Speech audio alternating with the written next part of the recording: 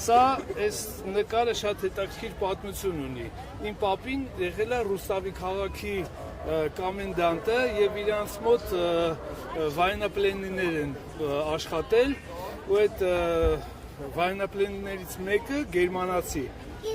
մատներով նկարել է իրան։ Տակնել իր ստորագրությունը եւ անունը կա Գերբերտ Դյուրինգ 1945 թիվ 12-րդ ամիս դեկտեմբեր։ Շատ ոնց ասեմ, տպավորված եմ ես այս նկարով, իսկ սա, երբ որ ինքը գնաց արդեն նոր զորակոչվել է պատերազմ, որպես շարքային, վերադարձել է արդեն լեյտենանտի կոչումով, ինչ սխրանքներ է արել, դա, չգիտեմ, երևի թե միայն մասնակցությունը արդեն սխրանք է։ Նոր հաղթանակների համար մեզ ինչ է պետք։ Միաբանություն եւ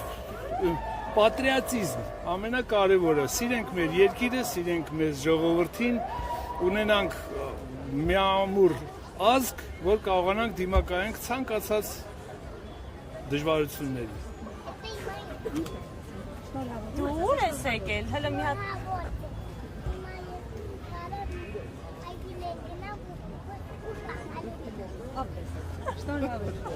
Շնորհակալ եմ։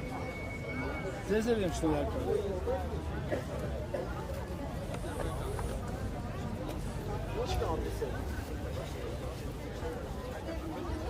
Arianna Henosi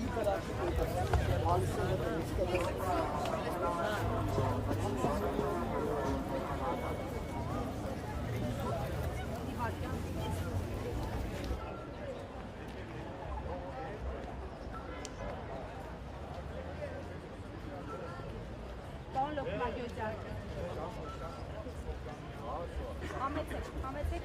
զրուցելու նաև տոնի արդյունք։ Ես այսպես եկեք 168-ի հարգելի հետևողներ, մեջտեղը կկանգնեք հաղթանակի զբոսայգում է նաև թուրքագետ Դիրան Լոկմագյոսյանը։ Պարոն Լոկմագյոսյան, այսօր այստեղ այցելող գրեթե բոլոր պաշտոնյաները նշում էին խաղաղության կարևորության մասին։ Խաղաղության կարևորությունը բոլորս թերևս գիտակցում ենք, հատկապես բազմաթիվ պատերազմներից հետո ցեղասպանություն տեսած ժողովուրդը գիտակցում է խաղաղության գինը, բայց ինչ կարժենա այդ խաղաղությունը մեզ համար այսօր, երբ ֆաշիզմը դեռ տարածաշրջանում է իդեմս Թուրքիայի եւ Ադրբեջանի։ Խաղաղություն իհարկե, բայց խաղաղությունը ինքնանպատակ չի կարող լինի։ Խաղաղություն ստանում ենք, եթե ստանանք այնն, եթե ստորակաշ վիճակով ենք խաղաղություն ստանալու, ավելի լավ է չլինի այդ խաղաղությունը, որովհետև մենք պատերազմ ենք տեսել, մենք հաղթանակ ենք տեսել եւ այսօր այդ հաղթանակի օրն է։ Եվ ոչ միայն մի անգամվա հաղթանակ, այլ կրկնակի հաղթանակի օրն է այսօր։ Չմոռանանք, որ հայ զինվորն է մտել Բերլին եւ հայ սենքով մտել են Բերլին,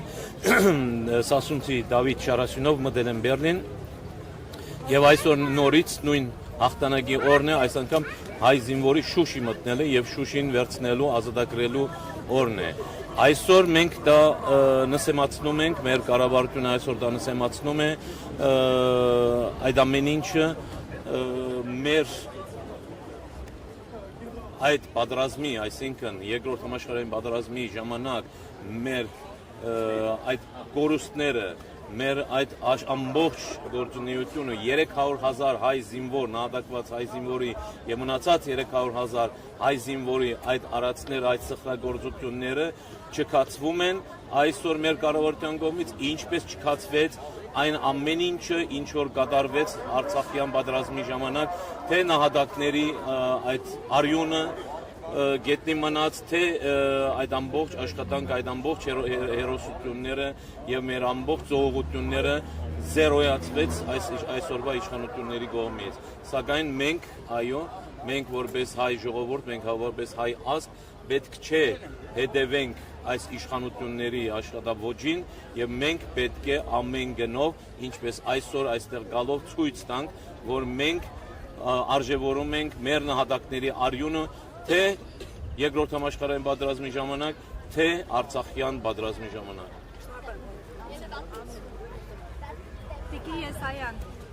Տիկին Եսայան, օրվա խորհրդին